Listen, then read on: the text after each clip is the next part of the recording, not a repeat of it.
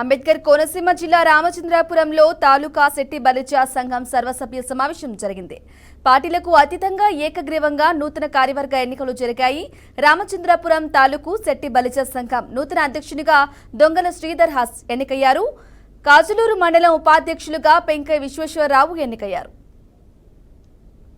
రామచంద్రపురం నియోజకవర్గం తాలూకా శెట్టి బలిజ సంఘం యొక్క టోటల్ నెంబర్లు అందరూ కలిపి నన్ను పెద్దగా ప్రెసిడెంట్గా ఎన్నుకోవడం జరిగిందండి తాలూకా శెట్టి బలిజ సంఘానికి.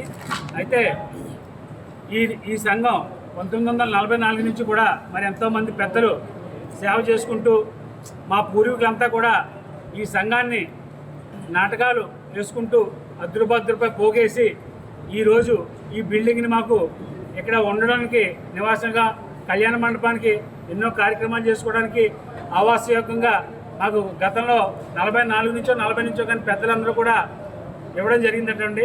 అలాంటి పెద్దలందరికీ కూడా ముందుగా మేము ఘనమైన జోహార్లు అర్పిస్తూ ముఖ్యంగా తాలూకా శెట్టి బలిజ సంఘం అంటే పూర్వకాలం పెద్దలందరూ కూడా ఒక భవనమే కాదు, అట్టడుగు స్థాయి నుంచి ప్రతి ఒక్క సంఘీయుడికి కూడా సరైన న్యాయం చేయాలని చెప్పేసి ఈరోజు కృతనిశ్చయంతో మేమందరూ పెద్దల సహకారంతో ముందుకు రావడం జరిగిందండి.